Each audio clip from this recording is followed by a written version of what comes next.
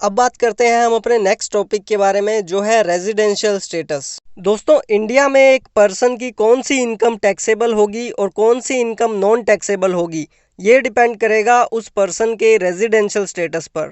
जैसा कि सेक्शन 5 कहता है कि इंसिडेंस ऑफ टैक्स डिपेंड करेगा नेचर ऑफ इनकम पर और रेजिडेंशियल स्टेटस पर। नेचर ऑफ इनकम मतलब इंडियन इनकम है या फॉरेन इनकम है, ये बात सेक्शन 7 और सेक्शन 9 हमें बताएंगे। और रेजिडेंशियल स्टेटस की बात सेक्शन 6 में की गई है। तो मतलब किसी पर्सन की इनकम टैक्सेबल होगी या नहीं होगी, वो उसके रेजिडेंशियल स्टेटस पर डिपेंड करेगी। और पर्सन की जब हम बात करते हैं तो पर्सन में एक इंडिविजुअल हो सकता है, एक एचयूएफ, एक फर्म या अदर्स में association of person, body of individuals हो सकते हैं। इसके अलावा कंपनी भी एक पर्सन है और एवरी अदर पर्सन, जिनमें लोकल अथॉरिटीज और आर्टिफिशियल जुरिडिकल पर्संस आते हैं। इस वीडियो में हम बात करेंगे इंडिविजुअल के रेजिडेंशियल स्टेटस के बारे में, और बाकी दूसरे क्लास ऑफ पर्संस के रेजिडेंशियल स्टेटस के बारे में हम नेक्स्ट वीडियोस में बात करेंगे। एक इंडिविजुअल की रेजिडेंशियल स्टेटस की हम बात करें तो वो इंडिविजुअल या तो रेजिडेंट होगा या नॉन रेजिडेंट होगा। ऐसी कौन सी कंडीशंस हैं जिनके बेसिस पर हम ये डिसाइड करेंगे कि वो इंडिविजुअल रेजिडेंट है या नॉन रेजिडेंट है, और किन कंडीशंस पर वो रेजिडेंट ऑर्डिनरली रेजिडेंट होगा या नॉन ऑर्डिनरली रेजिडेंट होगा। आइए पहले हम बात कर लेते हैं उन बेसिक कंडीशंस की जिनके बेसिस पर हम डिसाइड कर सकेंगे कि एक इंडिविजुअल रेजिडेंट है या नॉन रेजिडेंट है। दोस्तों, आप स्क्रीन पर देख सकते हैं दो बेसिक कंडीशंस दी हुई हैं।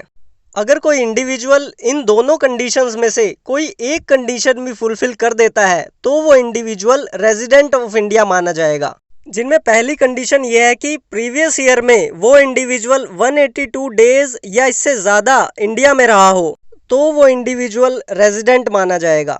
मतलब अगर ये असेसमेंट ईयर 2020 और 21 चल रहा है तो प्रीवियस ईयर यानी 2019-20 में वो इंडिविजुअल 182 डेज या इससे ज़्यादा इंडिया में रहा हो तो वो इंडिविजुअल रेजिडेंट माना जाएगा। या फिर दूसरी कंडीशन ये है कि अगर वो इंडिविजुअल प्रीवियस ईयर में 60 डेज और मोर और प्रीवियस ईयर से पहले के 4 सालों में वो इंडिविजुअल 365 डेज और मोर इंडिया में रहा हो तो वो पर्सन रेजिडेंट माना जाएगा। मतलब प्रीवियस ईयर 2019-20 में वो पर्सन 60 डेज या इससे ज़्यादा इंडिया में रहा हो और इसके साथ साथ प्रीवियस ईयर के पहले के 4 सालों में वो 365 डेज या इससे ज़्यादा इंडिया में रहा हो। दोस्तों, ध्यान दीजिए कि अगर कोई इंडिविजुअल इन दोनों बेसिक कंडीशंस में से कोई एक कंडीशन भी फुलफिल कर लेता है तो वो इंडिविजुअल रेजिडेंट माना जाएगा।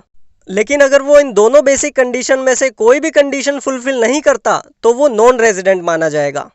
अब ये तो बात हो गई रेजिडेंट या नॉन रेजिडेंट पता लगाने की। अब बात करते हैं कि कोई रेजिडेंट ऑर्डिनरली रेजिडेंट है या नॉन ऑर्डिनरली रेजिडेंट है, इसके लिए क्या कंडीशंस हैं। दोस्तों, इसके लिए 2 एडिशनल कंडीशंस हैं और एक इंडिविजुअल अगर इन दोनों एडिशनल कंडीशंस को फुलफिल कर लेता है तो वो इंडिविजुअल ऑर्डिनरली रेजिडेंट माना जाएगा। पहली एडिशनल कंडीशन ये कहती है कि एक इंडिविजुअल जो प्रीवियस ईयर से पहले के 10 सालों में कम से कम 2 साल इंडिया में रहा हो, और दूसरी कंडीशन ये कहती है कि वो इंडिविजुअल प्रीवियस ईयर के पिछले 7 सालों में 730 डेज या मोर इंडिया में रहा हो। दोस्तों, ये बात आप ध्यान से सुनिए कि जो 2 एडिशनल कंडीशंस हमें दी हुई हैं, एक इंडिविजुअल को ये दोनों ही एडिशनल कंडीशंस फुलफिल करनी होती हैं, तब जाकर वो इंडिविजुअल ऑर्डिनरली रेजिडेंट माना जाता है। लेकिन अगर कोई इंडिविजुअल इन दोनों एडिशनल कंडीशंस में से कोई एक एडिशनल कंडीशन भी फुलफिल नहीं कर पाया तो वो नॉन ऑर्डिनरली रेजिडेंट की कैटेगरी में आ जाएगा। ध्यान आपको यहाँ पर बस यही रखना है कि बेसिक कंडीशंस जो दी हुई हैं उन दोनों कंडीशंस के बीच में और लिखा हुआ है और एडिशनल कंडीशंस जो दी हुई हैं उनके बीच में एंड लिखा हुआ है। मतलब अगर कोई इंडिविजुअल बेसिक कंडीशंस में से कोई एक कंडीशन भी फुलफिल कर लेता है तो वो रेजिडेंट की कैटेगरी में आएगा। लेकिन दोनों बेसिक कंडीशंस में से कोई भी कंडीशन फुलफिल नहीं करता तो वो नॉन रेजिडेंट माना जाएगा। और दोस्तों, अगर कोई इंडिविजुअल बेसिक कंडीशंस में से कोई एक कंडीशन और उसके साथ साथ दोनों एडिशनल कंडीशंस को फुलफिल करता है तो वो इंडिविजुअल ROR यानी रेजिडेंट एंड ऑर्डिनरली रेजिडेंट माना जाएगा। और वहीं अगर कोई इंडिविजुअल बेसिक कंडीशंस तो फुलफिल कर रहा है लेकिन एडिशनल कंडीशंस फुलफिल नहीं कर रहा तो उस केस में वो इंडिविजुअल NOR यानी नॉट ऑर्डिनरली रेजिडेंट माना जाएगा। तो दोस्तों इस वीडियो में हमने बात की इंडिविजुअल के रेजिडेंशियल स्टेटस की। नेक्स्ट वीडियो में हम बात करेंगे हिंदू अनडिवाइडेड फैमिली और फर्म के रेजिडेंशियल स्टेटस की। एंड फ्रेंड्स, वीडियोस अगर आपको अच्छे लग रहे हैं तो सब्सक्राइब बटन पर और लाइक बटन पर क्लिक करना मत भूलिएगा। Stay safe, thank you.